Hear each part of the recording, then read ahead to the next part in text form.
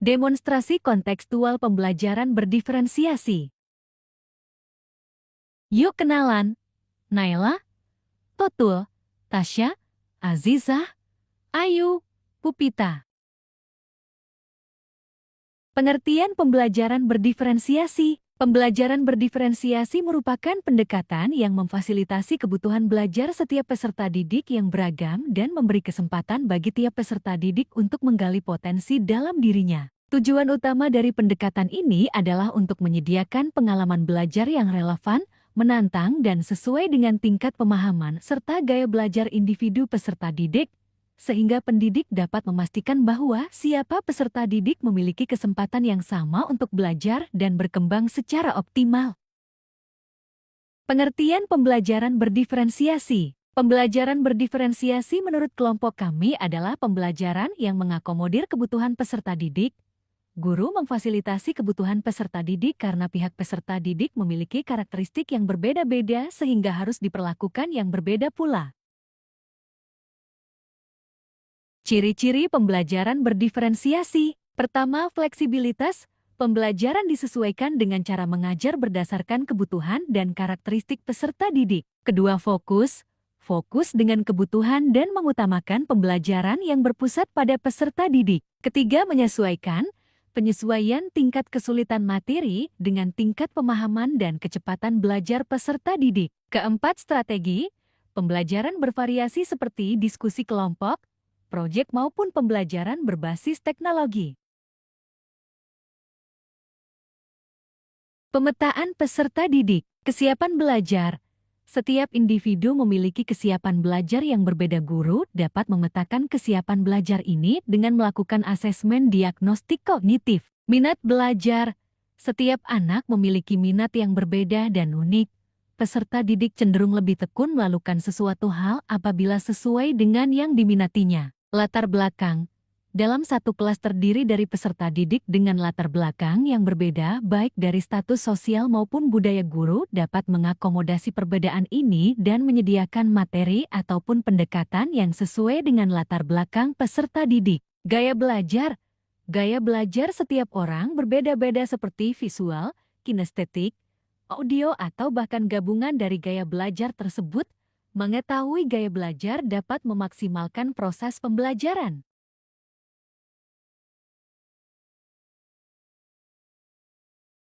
Unsur pembelajaran berdiferensiasi. Pertama, diferensiasi konten, materi yang kita ajarkan pada peserta didik. Guru menyediakan bahan dan alat sesuai dengan kebutuhan belajar peserta didik. Kedua, diferensiasi proses. Proses bagaimana peserta didik memahami apa yang mereka pelajari. Ketiga, diferensiasi produk. Unjuk kerja terhadap apa yang peserta didik pelajari. Keempat, diferensiasi lingkungan belajar. Lingkungan belajar ini harus disesuaikan dengan kesiapan dan kebutuhan belajar peserta didik. Dalam aspek ini, guru harus menciptakan suasana dan lingkungan belajar yang menyenangkan bagi peserta didik. Hal-hal yang perlu disiapkan untuk melakukan pembelajaran berdiferensiasi. Pertama, mengetahui karakteristik peserta didik. Mengidentifikasi gaya belajar, kesiapan belajar, minat belajar dan latar belakang peserta didik dengan menggunakan asesmen diagnostik. Kedua, menyusun tujuan pembelajaran. Menyusun tujuan belajar yang spesifik sesuai dengan kebutuhan belajar peserta didik. Ketiga, menyediakan berbagai sumber belajar. Menyediakan berbagai sumber belajar yang disesuaikan dengan kebutuhan belajar peserta didik, misal video, teks maupun alat peraga. Keempat, memilih strategi pembelajaran yang sesuai, misalnya diskusi kelompok, pembelajaran berbasis proyek PJBL, pembelajaran berbasis masalah PBL. Kelima, melakukan asesmen. Asesmen yang dapat digunakan adalah asesmen formatif yang terdiri dari asesmen as-learning, asesmen for learning, dan asesmen F-learning. Asesmen ini digunakan untuk melihat perkembangan belajar peserta didik dalam satu topik pembelajaran.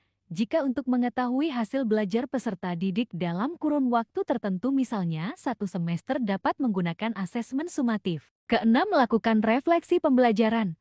Untuk melihat sejauh mana keefektifan pembelajaran berdiferensiasi ini pada peserta didik.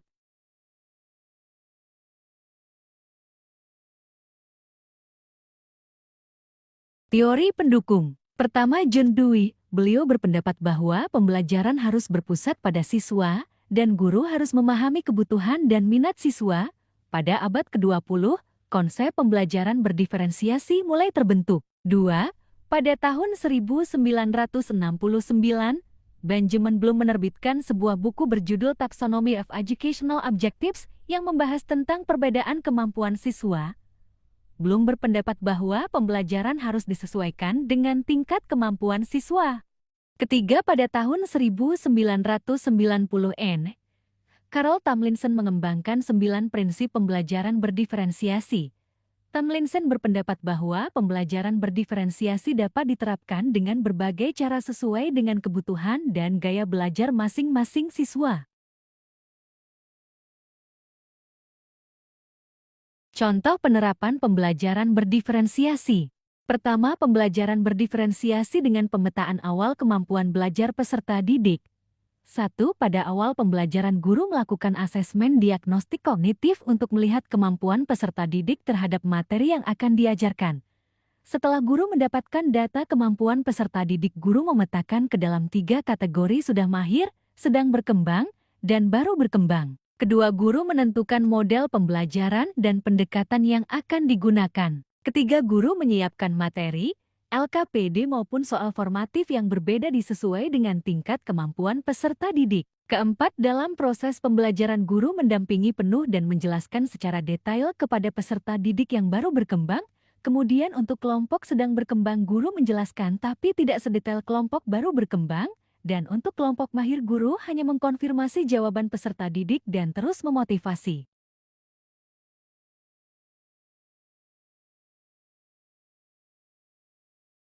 Kedua, pembelajaran berdiferensiasi dengan pemetaan gaya belajar audio, visual, kinestetik.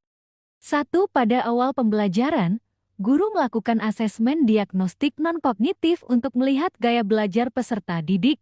Setelah guru mendapatkan data gaya belajar peserta didik, guru memetakan ke dalam 3 kategori: audio, visual, kinestetik. 2. Guru menentukan model pembelajaran dan pendekatan yang akan digunakan. 3. Guru menyiapkan materi, LKPD maupun soal formatif yang berbeda disesuai dengan gaya belajar peserta didik. 4. Dalam pelaksanaan pembelajaran, guru menyiapkan materi berdasarkan gaya belajar peserta didik, contohnya audio, dengan rekaman suara, visual, dengan video, kinestetik, dengan alat peraga. 5. Produk yang dihasilkan dari pembelajaran ini pun beragam, maka dari itu guru harus menyediakan LKPD yang berbeda berdasarkan gaya belajar peserta didik.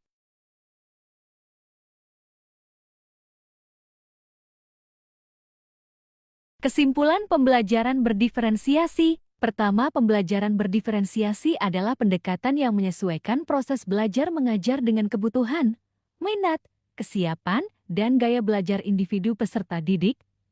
Tujuannya adalah menciptakan pengalaman belajar yang relevan dan optimal bagi setiap peserta didik.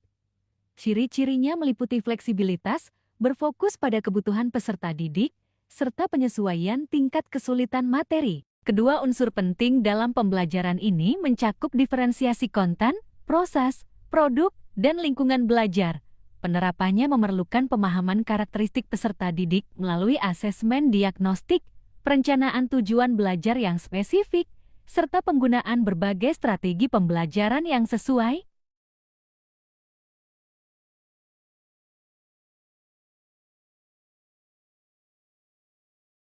Apakah ada pertanyaan?